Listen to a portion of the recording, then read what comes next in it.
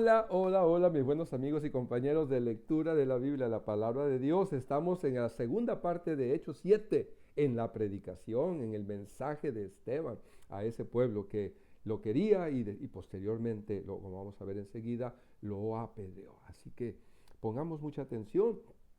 Lo último que leímos es que David quería construir un templo, una casa a Dios.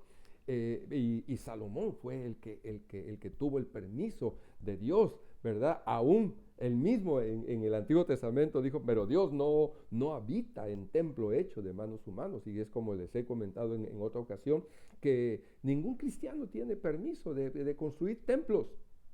No hay permiso en la Biblia. Consúltalo, búscalo, a ver qué permiso tenemos nosotros los cristianos de construir templos si nuestro cuerpo es templo del Espíritu Santo y la iglesia es la esposa de Cristo. Así que es algo tremendo, ¿verdad? No debemos de ser templocéntricos, sino que debiéramos de buscar de vez en cuando salir de esos lugares mal llamados templo. Perdonen que lo diga así, pero debemos por lo menos una vez al mes salir y tener una alabanza a Dios en los parques, en las calles, junto al mar, en el cerro, en los árboles, en el jardín, en las casas.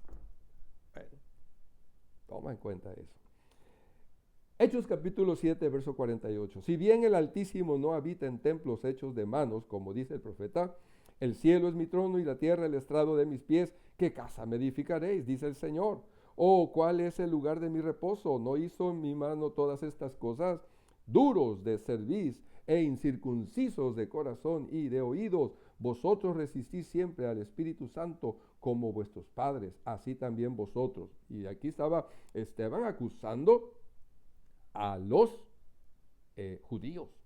¿A cuál de los profetas no persiguieron vuestros padres y mataron los que anunciaron de antemano la venida del justo, de Jesucristo, de quien vosotros ahora habéis sido entregadores y matadores? Ustedes fueron asesinos, les está acusando Esteban.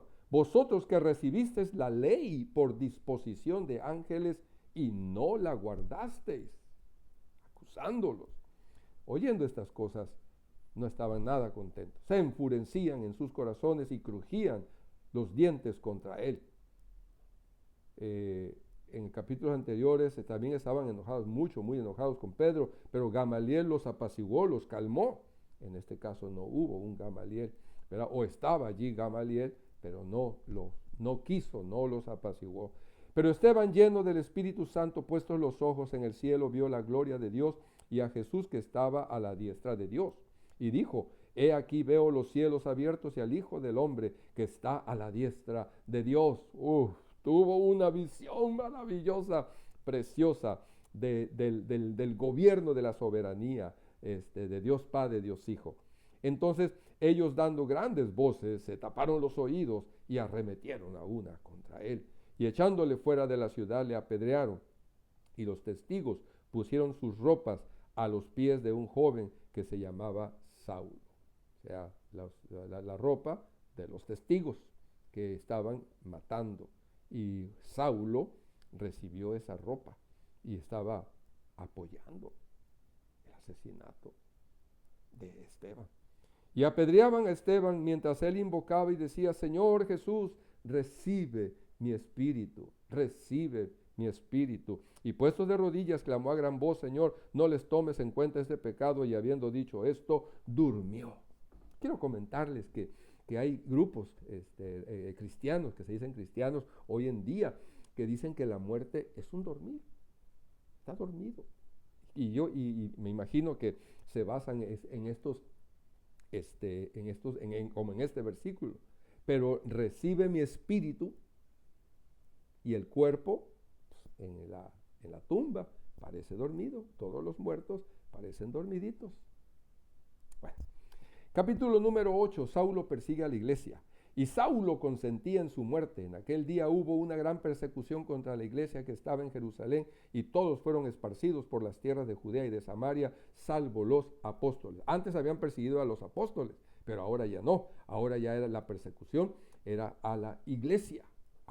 Y hombres, porque pensaban que solamente persiguiendo a los líderes se iba a acabar el movimiento, pero ahora se dieron cuenta que no. Entonces ahora era contra los cristianos. Y hombres piadosos llevaron a enterrar a Esteban e hicieron gran llanto sobre él. Y Saulo asolaba la iglesia y entrando casa por casa arrastraba a hombres y a mujeres y los entregaba en la cárcel. Pero los que fueron esparcidos iban por todas partes anunciando el evangelio. Entonces Felipe, descendiendo a la ciudad de Samaria, les predicaba a Cristo. En Samaria los judíos no tenían jurisdicción porque pues, había un pleito entre judíos y samaritanos. Así que Samaria era un lugar, digamos, de relativa paz para un cristiano. Y la gente unánime se escuchaba atentamente las cosas que decía. Felipe oyendo y viendo las señales que hacía, porque de muchos que tenían espíritus inmundos salían estos dando grandes voces, y muchos paralíticos y cojos eran sanados. Y no eran los apóstoles los que estaban haciendo esto, sino los diáconos como Felipe. Así que había gran gozo en aquella ciudad, Samaria. Pero había un hombre llamado Simón que antes ejercía la magia en aquella ciudad. Otro Simón, no Simón Pedro, sino este se llama Simón el Mago. Y había engañado a la gente de Samaria haciéndose pasar por algún grande. Ay, eso del engaño es terrible, terrible, terrible. Sobre todo con los aspectos supersticiosos. Hay que tener mucho cuidado. Como los grupos religiosos, inclusive iglesias cristianas, manipulan a los cristianos de muchas maneras y una de ellas es por medio de las supersticiones. Dice, a este Simón, oían atentamente todos, desde el más pequeño hasta el más grande, diciendo, este es el gran poder de Dios. Y le estaban atentos porque con sus artes mágicas les había engañado mucho tiempo.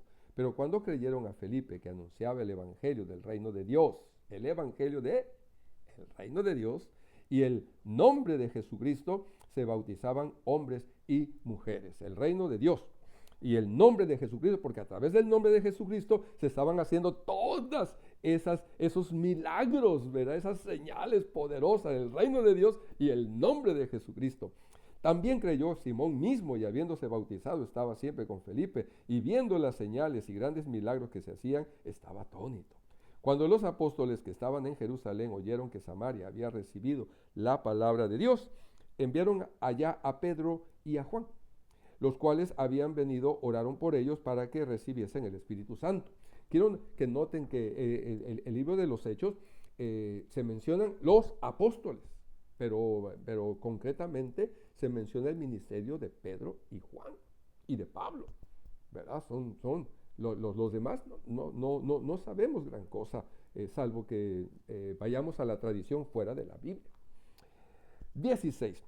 Porque aún no había descendido sobre ninguno de ellos, sino que solamente habían sido bautizados en el nombre de Jesús. Acerca del Espíritu Santo, no había descendido, ¿verdad?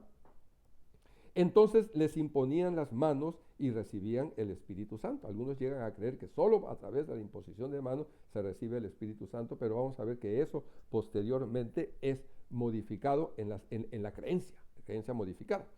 Cuando vio Simón que por la imposición de las manos de los apóstoles se daba el Espíritu Santo, les ofreció dinero, diciendo, dadme también a mí este poder para que cualquiera a quien yo impusiere las manos reciba el Espíritu Santo. Hay dinerito allí, yo creo, que pensó este hombre. Entonces Pedro le dijo, tu dinero perezca contigo porque has pensado que el don de Dios se obtiene con dinero.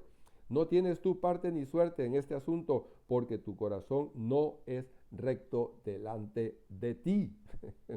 Así directito se le dice, pero arrepiéntete pues de esta tu maldad y ruega a Dios, ¿verdad? O sea, siempre en medio como en el caso de Ananías y Zafira, no hubo arrepentimiento. Y aquí notamos cómo Pedro, bueno, más bien la palabra, menciona la palabra arrepiéntete, pero seguramente que lo hizo también con Ananías y Zafira. Arrepiéntete pues de esa tu maldad y ruega a Dios si quizás te sea perdonado el pensamiento de tu corazón. Porque en hiel de amargura y en prisión de maldad veo que estás. Wow. Si hay juicio de Dios, en cualquier lugar donde haya juicio de Dios, investiga, observa y vas a ver que hay un período de mensaje divino y un período para que haya un arrepentimiento. Y si no lo hay, entonces puede haber más mensaje de Dios, pero llega un momento en que hay juicio de Dios. Respondiendo entonces Simón dijo, rogad vosotros por mí al Señor para que nada de esto que habéis dicho venga sobre mí. Inmediatamente se arrepintió este hombre. Y ellos, habiendo testificado y hablado la palabra de Dios, se volvieron a Jerusalén y en muchas poblaciones de los samaritanos anunciaron el evangelio. Bendito Dios que ese hombre recapacitó y se arrepintió. Y un ángel del Señor habló a Felipe diciendo, levántate y ve hacia el sur por el camino que desciende de Jerusalén a Gaza, el cual es desierto. Entonces él se levantó y fue, y sucedió que un etíope, eunuco, funcionario de Candace, reina de los etíopes, el cual estaba sobre todos sus tesoros, y había venido a Jerusalén para adorar, volvía sentado en su carro y leyendo al profeta Isaías. Y el Espíritu dijo a Felipe, acércate y júntate a este carro. Acudiendo, Felipe le oyó que leía al profeta Isaías y dijo, pero ¿entiendes lo que lees? Y él dijo, ¿cómo podré si alguno no me enseñare? Y rogó a Felipe que subiese y se sentara con él. El pasaje de la escritura que leía era este, en Isaías. Como oveja a la muerte fue llevado y como cordero mudo delante del que lo trasquila, así no abrió su boca, en su humillación no se le hizo justicia, mas su generación, ¿quién la contará? Porque fue quitada de la tierra su vida. Es lo que dice el profeta Isaías, y que el pueblo de Israel hoy en día, y el Talmud y los ortodoxos dicen que se llama, esto se refiere a Israel, al pueblo de Dios, pero no encaja. Bueno, no es tiempo para una discusión sobre esto, pero veamos lo que Felipe dice. Respondiendo el eunuco dijo a Felipe, te ruego que me digas, ¿de quién dice el profeta esto? ¿De sí mismo o de algún otro?